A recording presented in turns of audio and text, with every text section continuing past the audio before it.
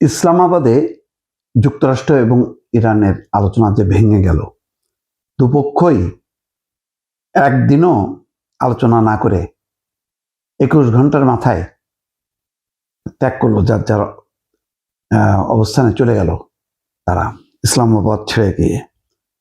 এই পুরো ঘটনায় আসলে মুস্কি হাসছে কে, বিজয়ের হাসি হাসছে কে বলেন তো? সেটা কি যুক্তরাষ্ট্র, নাকি ইরান, নাকি পাকিস্তান? না দর্শক, মুস্কি হাসছে, বিজয়ের হাসি হাসছে, আনন্দে উল্লাস প্রকাশ করছে নেতানিয়াহু।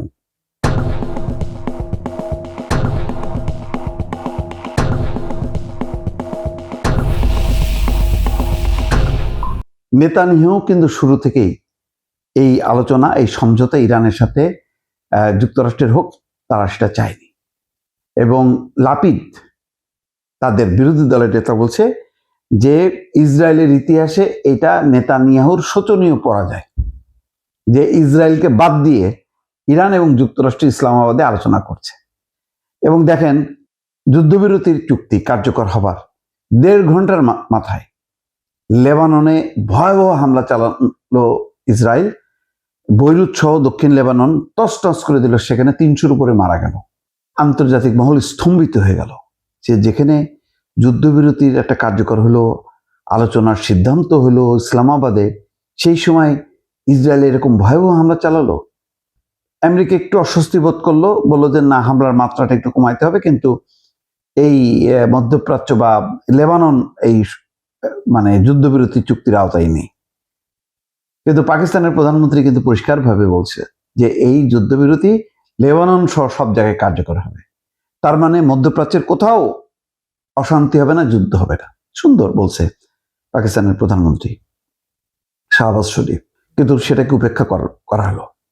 হামলা চালাতে থাকলো এবং অদ্ভুত ব্যাপার, মঙ্গলবার ওয়াশিংটনে নাকি শান্তি আলোচনা হবে লেবানন এবং ইসরায়েলের মধ্যে। সেখানে আবার বলা হয়েছে যে না, আলোচনা চলবে কিন্তু হামলাও অব্যাহত থাকবে। পাকিস্তান উদ্বেগ প্রকাশ করলো যে এই হামলা বন্ধ করতে হবে। তখন বললো যে আচ্ছা ঠিক আছে, এটা দক্ষিণ লেবাননের দিকে সীমাবদ্ধ থাকবে। এটা হইল, তার মানে ইসরায়েল চায় নাই, এবং না চাওয়াটাই মোটামুটি পরিপূর্ণ করলো যুক্তরাষ্ট্র।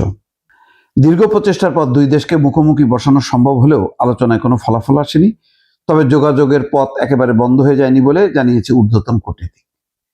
তিনি জানান, পাকিস্তানের কূটনৈতিক প্রচেষ্টায় ইরানের সঙ্গে এক টেবিলে বসার একটি সুযোগ তৈরি হয়েছে। পাকিস্তান এই আলোচনার পথ খোলা রাখতে আগ্রহী। আলোচনা চলাকালীন পাকিস্তানের প্রধানমন্ত্রী বলছে, লেবানন সহ ইরানপন্থী হুতি এবং ইরাকি সশস্ত্র গোষ্ঠীগুলি যুদ্ধবিরতি মেনে চলবে। এখন মেনে তো চলবে, কিন্তু ইসরায়েল তো মানছে না। ইসরায়েল তো অব্যাহতভাবে তারা এই হামলা চালায় যাচ্ছে।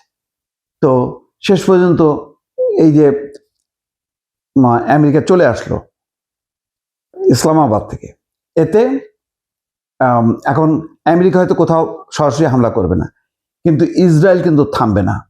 ইসরায়েল এই মুহূর্তে ইরানে হামলা না চালালেও সে কিন্তু লেবানন এবং ইয়েমেন কিন্তু তছনছ করতে থাকবে।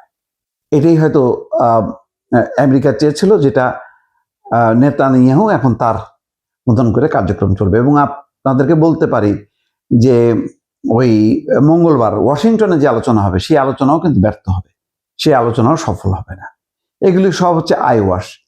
মানে আমেরিকা এবং ইসরায়েল একটু দেখাতে চায় যে হ্যাঁ, আমরা তো আলোচনায় বিশ্বাস করি, কিন্তু এই যে উগ্রপন্থীরা, এই যে মৌলবাদীরা, এই উগ্র দেশ হিজবুল্লাহ, ইরান, হুতি, এরা হচ্ছে আসলে শান্তি চায় না, সুতরাং এদেরকে ধ্বংস করতে হবে।